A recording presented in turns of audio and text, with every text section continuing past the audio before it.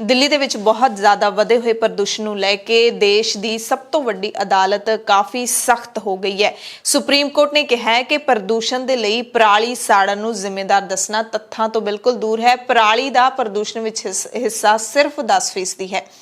ਖਾਸ ਰਿਪੋਰਟ ਦੇ ਵਿੱਚ ਅਸੀਂ ਤੁਹਾਨੂੰ ਦੱਸਾਂਗੇ ਕਿ ਅੱਜ ਦੀ ਸੁਣਵਾਈ ਦੇ ਵਿੱਚ ਆਖਿਰਕਾਰ ਕੀ ਕੁਝ ਹੋਇਆ। ਇੱਕ ਤਾਂ ਕੱਲ ਨੂੰ ਕੇਂਦਰ ਨੂੰ ਐਮਰਜੈਂਸੀ ਬੈਠਕ ਸੱਦਣ ਨੂੰ ਕਹਿ ਦਿੱਤਾ ਗਿਆ ਹੈ ਤੇ ਦਿੱਲੀ ਸਰਕਾਰ ਹੈ ਜਿਹੜੀ ਉਹ ਕਹਿੰਦੀ ਅਸੀਂ ਲੋਕਡਾਊਨ ਲਾਉਣ ਨੂੰ ਤਿਆਰ ਹਾਂ, ਯਾਨੀ ਕਿ ਦਿੱਲੀ ਦੇ ਵਿੱਚ ਲੋਕਡਾਊਨ ਹੈ ਜਿਹੜਾ ਉਹ ਲੱਗ ਸਕਦਾ ਹੈ। ਪਰ ਕੀ ਬਿਮਾਰੀ ਦਾ ਹੱਲ ਹੈ ਜਿਹੜਾ ਉਹ ਲੋਕਡਾਊਨ ਨਾਲ ਹੋ ਜਾਏਗਾ? ਤੇ ਟਵਿੱਟਰ ਦੇ ਉੱਤੇ ਵੀ #ਲੋਕਡਾਊਨ ਹੁਣ ਟ੍ਰੈਂਡ ਕਰ ਰਿਹਾ ਹੈ। ਦਿੱਲੀ ਸਰਕਾਰ ਨੂੰ ਕਾਫੀ ਝਾੜ ਹੈ ਜਿਹੜੀ ਉਹ ਪਈ ਹੈ।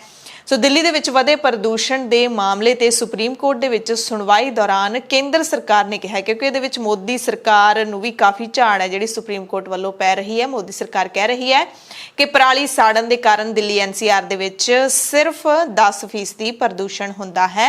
ਸੁਪਰੀਮ ਕੋਰਟ ਦੀ ਝਾੜ ਤੋਂ ਬਾਅਦ ਹੁਣ ਸੈਂਟਰ ਸਰਕਾਰ ਵੀ ਮੰਨ ਗਈ ਹੈ। ਸੁਣਵਾਈ ਦੌਰਾਨ ਕੇਂਦਰ ਸਰਕਾਰ ਦੇ ਵੱਲੋਂ ਪੇਸ਼ ਹੋਏ ਸੋਲਿਸਿਟਰ ਜਨਰਲ ਤੁਸ਼ਾਰ ਮਹਿਤਾ ਨੇ ਅਦਾਲਤ ਨੂੰ ਦੱਸਿਆ ਕਿ ਗੁਆਂਢੀ ਸੂਬਿਆਂ ਦੇ ਵਿੱਚ ਪਰਾਲੀ ਸਾੜਨ ਕਾਰਨ ਦਿੱਲੀ NCR ਦੇ ਵਿੱਚ ਸਿਰਫ 10% ਪ੍ਰਦੂਸ਼ਣ ਹੁੰਦਾ ਹੈ। 75% ਪ੍ਰਦੂਸ਼ਣ ਫੈਕਟਰੀਆਂ ਦੇ ਨਾਲ, ਧੂੜ ਮਿੱਟੀ ਦੇ ਨਾਲ ਤੇ ਸ਼ਹਿਰ ਦੇ ਵਾਹਨਾਂ ਜਾਂ ਫਿਰ ਟਰਾਂਸਪੋਰਟ ਤੋਂ ਹੁੰਦਾ ਹੈ। ਉਸ ਤੋਂ ਬਾਅਦ ਸੁਪਰੀਮ ਕੋਰਟ ਨੇ ਮੋਦੀ ਸਰਕਾਰ ਨੂੰ ਹੁਕਮ ਦਿੱਤੇ ਨੇ ਕਿ ਦਿੱਲੀ ਵਿੱਚ ਪ੍ਰਦੂਸ਼ਣ ਕੰਟਰੋਲ ਕਰਨ ਦੇ ਲਈ ਮੰਗਲਵਾਰ ਨੂੰ ਯਾਨੀ ਕਿ ਕੱਲ ਨੂੰ ਐਮਰਜੈਂਸੀ ਮੀਟਿੰਗ ਸੱਦੀ ਜਾਵੇ। ਗੈਰ ਜ਼ਰੂਰੀ ਪਾਵਰ ਪਲਾਂਟ, ਉਸਾਰੀਆਂ ਤੇ ਟਰਾਂਸਪੋਰਟੇਸ਼ਨ ਦਿੱਲੀ ਦੇ ਵਿੱਚ ਬੰਦ ਕੀਤੀ ਜਾਵੇ।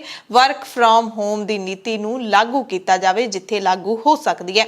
ਇਹ ਹਦਾਇਤਾਂ ਸੁਪਰੀਮ ਕੋਰਟ ਦੇ ਚੀਫ ਜਸਟਿਸ NV ਰਮन्ना ਦੀ ਅਗਵਾਈ ਵਾਲੇ ਬੈਂਚ ਨੇ ਜਾਰੀ ਕਰ ਦਿੱਤੀਆਂ ਨੇ। ਹਦਾਇਤਾਂ ਵਿੱਚ ਕਿਹਾ ਗਿਆ ਕਿ UP, ਹਰਿਆਣਾ, ਪੰਜਾਬ ਤੇ ਦਿੱਲੀ ਦੇ ਜਿਹੜੇ ਸਕੱਤਰ ਹੈਗੇ ਨੇ ਉਹ ਇਸ ਮੀਟਿੰਗ ਦੇ ਵਿੱਚ ਜ਼ਰੂਰ ਹਿੱਸਾ ਲੈਣੇ ਚਾਹੀਦੇ ਨੇ ਅਤੇ ਪ੍ਰਦੂਸ਼ਣ ਕੰਟਰੋਲ ਸੰਬੰਧੀ ਸੁਪਰੀਮ ਕੋਰਟ ਵੱਲੋਂ ਬਣਾਈ ਗਈ ਕਮੇਟੀ ਨੂੰ ਇਹ ਸਾਰੇ ਸੂਬੇ ਆਪੋ ਆਪਣੇ ਸੁਝਾਅ ਦੇਣ ਕਿ ਆਖਿਰਕਾਰ ਇਹ ਕਿਵੇਂ ਪ੍ਰਦੂਸ਼ਣ ਨੂੰ ਕੰਟਰੋਲ ਕਰ ਰਹੇ ਨੇ।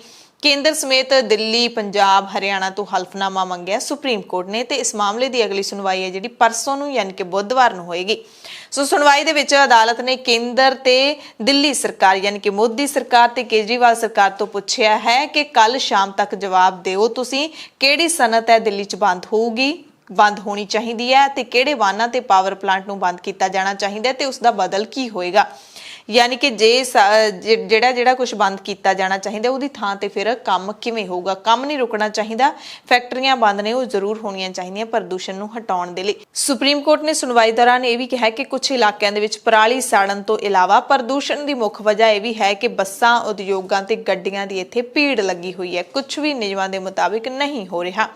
ਅਦਾਲਤ ਨੇ ਪੰਜਾਬ ਹਰਿਆਣਾ ਹਾਈ ਕੋਰਟ ਨੂੰ 1 ਹਫ਼ਤੇ ਲਈ ਕਿਸਾਨਾਂ ਦੇ ਵੱਲੋਂ ਪਰਾਲੀ ਸਾੜਨ ਉੱਤੇ ਰੋਕ ਲਾਉਣ ਦੇ ਲਈ ਵੀ ਕਿਹਾ ਗਿਆ। ਯਾਨੀ ਕਿ ਸੁਪਰੀਮ ਕੋਰਟ ਨੇ ਪੰਜਾਬ ਹਰਿਆਣਾ ਹਾਈ ਕੋਰਟ ਨੂੰ ਸੁਨੇਹਾ ਭੇਜਿਆ ਕਿ ਤੁਸੀਂ ਦੋਵੇਂ ਸੂਬਿਆਂ ਦੀਆਂ ਸਰਕਾਰਾਂ ਨੂੰ ਇਹ ਮੈਸੇਜ ਲਾ ਦਿਓ ਕਿ 1 ਹਫ਼ਤੇ ਤੱਕ ਕਿਸਾਨ ਪਰਾਲੀ ਨਾ ਸਾੜਨ।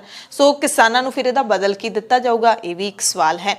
ਸੁਪਰੀਮ ਕੋਰਟ ਨੇ ਦਿੱਲੀ ਦੇ ਵਿੱਚ ਵਧੇ ਹੋਏ ਪ੍ਰਦੂਸ਼ਣ ਦੇ ਲਈ ਕੇਂਦਰ ਸਰਕਾਰ ਨੂੰ ਜਿਹੜਾ ਸਵਾਲ ਕੀਤਾ ਹੈ ਕਿ ਸੁਝਾਅ ਦਿਓ ਕਿ ਹਵਾ ਨੂੰ ਸਾਫ਼ ਕਰਨ ਲਈ ਕਿਹੜੇ ਕਦਮ ਨੇ ਜਿਹੜੇ ਉਹ ਚੁੱਕੇ ਜਾ ਸਕਦੇ ਨੇ। ਅਦਾਲਤ ਨੇ ਸਖਤੀ ਨਾਲ ਕਿਹਾ ਹੈ ਕਿ ਖੇਤਾਂ ਵਿੱਚ ਪਰਾਲੀ ਸਾੜਨ ਦੇ ਰੁਝਾਨ ਨੂੰ ਦਿੱਲੀ ਦੇ ਪ੍ਰਦੂਸ਼ਣ ਲਈ ਜ਼ਿੰਮੇਵਾਰ ਨਹੀਂ ਠਹਿਰਾਇਆ ਜਾ ਸਕਦਾ, ਕਿਉਂਕਿ ਗੁਆਂਢੀ ਸੂਬਿਆਂ ਦੇ ਵਿੱਚ ਪਰਾਲੀ ਸਾੜਨ ਨਾਲ ਦਿੱਲੀ ਵਿੱਚ ਸਿਰਫ 10% ਪ੍ਰਦੂਸ਼ਣ ਹੀ ਫੈਲਦਾ ਹੈ। ਇਸ ਤੋਂ ਵੀ ਘੱਟ ਕਿਤੇ ਨਾ ਕਿਤੇ ਫੈਲਦਾ ਹੈ।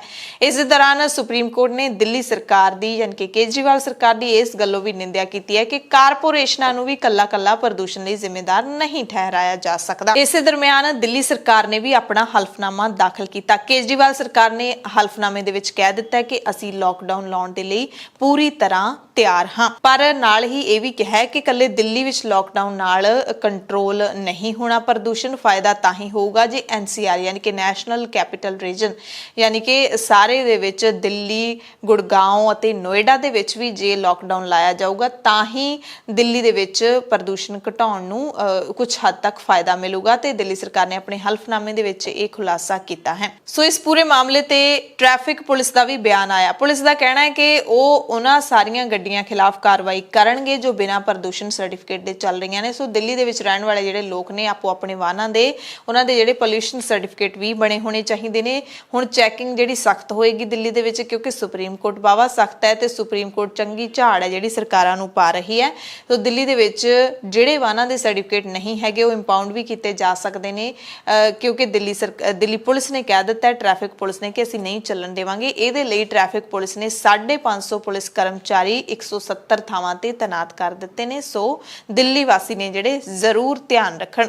ਸੋ ਇਸ ਪੂਰੇ ਮਸਲੇ ਦੇ ਉੱਤੇ ਹੁਣ ਸਿਆਸਤ ਗਰਮਾ ਗਈ ਹੈ, ਕਿਉਂਕਿ ਸੁਪਰੀਮ ਕੋਰਟ ਨੇ ਜਿਹੜਾ ਵਾਰੀ-ਵਾਰੀ ਇਹ ਕਿਹਾ ਕਿ ਕਿਸਾਨਾਂ ਦੇ ਸਿਰ ਨਾ ਮੜੋ ਸਾਰਾ ਕੁਝ, ਇਹਦਾ ਮਤਲਬ ਕਿ ਸਰਕਾਰ ਹੈ ਜਿਹੜੀ ਦਿੱਲੀ ਦੀ ਉਹ ਕਿਸਾਨਾਂ ਦੇ ਸਿਰ ਮੜਦੀ ਹੋਵੇਗੀ ਅਦਾਲਤ ਦੇ ਵਿੱਚ। ਤਾਂ ਹੀ ਸੁਪਰੀਮ ਕੋਰਟ ਨੂੰ ਇਹ ਟਿੱਪਣੀ ਕਰਨੀ ਪਈ ਹੈ ਕਿ 100% ਪ੍ਰਦੂਸ਼ਣ ਤੁਸੀਂ ਕਿਸਾਨਾਂ ਦੇ ਸਿਰ ਤੇ ਕਿਵੇਂ ਪਾ ਸਕਦੇ ਹੋ, ਕਿਉਂਕਿ ਪਰਾਲੀ ਸਾੜਨੀ ਹੁੰਦੀ ਹੈ ਜਿਹੜੀ ਕਿਸਾਨਾਂ ਨੇ, ਉਹ ਸਾਲ ਦੇ ਵਿੱਚ 2 ਵਾਰੀ ਆਉਂਦੀ ਹੈ।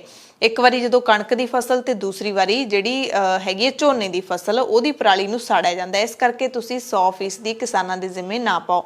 ਤੇ ਹੁਣ ਸਿਆਸਤ ਇਹ ਗਰਮਾਈ ਹੈ ਕਿ ਕਾਂਗਰਸ ਨੇ ਕੇਜਰੀਵਾਲ ਸਰਕਾਰ ਤੇ ਨਿਸ਼ਾਨਾ ਲਾਇਆ ਕਿ ਕੇਜਰੀਵਾਲ ਸਰਕਾਰ ਦਾ ਕਿਸਾਨ ਵਿਰੋਧੀ ਚਿਹਰਾ ਬੇਨਕਾਬ ਹੋਇਆ ਹੈ, ਕਿਸਾਨਾਂ ਸਿਰ ਉਹਨਾਂ ਨੇ ਪ੍ਰਦੂਸ਼ਣ ਦਾ ਸਾਰਾ ਇਲਜ਼ਾਮ ਮੜਿਆ ਹੈ। ਸੋ ਇਸ ਮੁੱਦੇ ਤੇ ਹੁਣ ਸਿਆਸਤ ਹੈ ਜਿਹੜੀ ਉਹ ਜ਼ਰੂਰ ਭਖੇਗੀ। ਹੋਰ ਪਾਰਟੀਆਂ ਦੇ ਬਿਆਨ ਨੇ ਜਿਹੜੇ ਉਹ ਵੀ ਆ ਸਕਦੇ ਨੇ। ਤੇ ਸੁਪਰੀਮ ਕੋਰਟ ਦੀ ਇਸ ਟਿੱਪਣੀ ਤੇ ਕਿਸਾਨਾਂ ਨੇ ਜ਼ਰੂਰ ਸੰਤੁਸ਼ਟੀ ਪ੍ਰਗਟ ਕੀਤੀ ਹੈ। ਕਿਸਾਨਾਂ ਨੇ ਕਿਹਾ ਕਿ ਸੁਪਰੀਮ ਕੋਰਟ ਨੇ ਸਹੀ ਗੱਲ ਹੈ ਜਿਹੜੀ ਉਹ ਕੀਤੀ ਹੈ, ਕਿਉਂਕਿ ਆਮ ਤੌਰ ਤੇ ਦਿੱਲੀ ਦੇ ਮੁੱਖ ਮੰਤਰੀ ਅਰਵਿੰਦ ਕੇਜਰੀਵਾਲ ਦੇ ਤੁਸੀਂ ਪੁਰਾਣੇ ਬਿਆਨ ਵੀ ਕੱਢ ਕੇ ਦੇਖ ਲਓਗੇ, ਉਹ ਸਾਫ਼ ਤੌਰ ਤੇ ਕਹਿੰਦੇ ਨੇ ਕਿ ਹਰਿਆਣੇ ਤੇ ਪੰਜਾਬ ਦਾ ਜਿਹੜਾ ਪ੍ਰਦੂਸ਼ਣ ਹੈ ਪਰਾਲੀ ਸਾੜਨ ਦਾ, ਉਹ ਆ ਕੇ ਦਿੱਲੀ ਨੂੰ ਖਰਾਬ ਕਰ ਰਿਹਾ ਹੈ। ਸੋ ਦਿੱਲੀ ਦੇ ਵਿੱਚ ਹਵਾ ਦੀ ਕੁਆਲਿਟੀ ਵੀ ਦੱਸ ਦਿੰਦੇ ਆ ਕਿ ਇੰਨੇ ਮਾੜੇ ਪੱਧਰ ਤੇ ਚਲੀ ਗਈ ਹੈ ਕਿ 에ਅਰ ਕੁਆਲਿਟੀ ਇੰਡੈਕਸ ਹੈ ਜਿਹੜਾ 342 ਦਰਜ ਕੀਤਾ ਗਿਆ ਹੈ। ਇਸੇ ਤਰ੍ਹਾਂ ਗਾਜ਼ੀਆਬਾਦ, ਗ੍ਰੇਟਰ ਨੋਇਡਾ, ਗੁਰੂਗ੍ਰਾਮ ਤੇ ਨੋਇਡਾ ਦੇ ਵਿੱਚ ਵੀ AQI ਜਿਹੜਾ ਪੱਧਰ ਹੈ ਉਹ 350 ਤੋਂ 400 ਦੇ ਵਿਚਾਲੇ ਚੱਲ ਰਿਹਾ ਹੈ।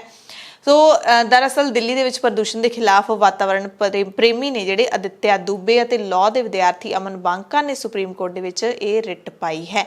ਤੇ ਉਹਨਾਂ ਨੇ ਰਿਟ ਦੇ ਵਿੱਚ ਇਹ ਵੀ ਕਿਹਾ ਕਿ ਪਰਾਲੀ ਸਾੜਨ ਵਾਲੇ ਛੋਟੇ ਅਤੇ ਦਰਮਿਆਨੀ ਆਮਦਨ ਵਾਲੇ ਕਿਸਾਨਾਂ ਨੂੰ ਪਰਾਲੀ ਸਾੜਨ ਦੀ ਬਜਾਏ ਪਰਾਲੀ ਸੰਭਾਲਣ ਵਾਲੀਆਂ ਮਸ਼ੀਨਾਂ ਨੇ ਜਿਹੜੀਆਂ ਉਹ ਮੁਹੱਈਆ ਕਰਵਾਈਆਂ ਜਾਣ। ਤੇ ਇਸੇ ਪਟੀਸ਼ਨ ਦੇ ਉੱਤੇ ਇਹ ਸਾਰਾ ਜਿਹੜਾ ਮਸਲਾ ਚੱਲ ਰਿਹਾ ਹੈ। ਪ੍ਰਦੂਸ਼ਣ ਜ਼ਰੂਰ ਘਟਣਾ ਚਾਹੀਦਾ ਹੈ, ਪਰ ਪ੍ਰਦੂਸ਼ਣ ਵਧਣ ਦੇ ਜਿਹੜੇ ਸਹੀ ਕਾਰਨ ਨੇ ਉਹਨਾਂ ਨੂੰ ਜ਼ਰੂਰ ਸਰਕਾਰਾਂ ਨੂੰ ਲੱਭਣਾ ਚਾਹੀਦਾ ਹੈ। ਐਵੇਂ ਹਰ ਗੱਲ ਕਿਸਾਨਾਂ ਦੇ ਸਿਰ ਤੇ ਪਾਉਣਾ ਠੀਕ ਨਹੀਂ ਹੁੰਦਾ। ਇਹੀ ਸੁਪਰੀਮ ਕੋਰਟ ਕਹਿ ਰਹੀ ਹੈ। ਧੰਨਵਾਦ।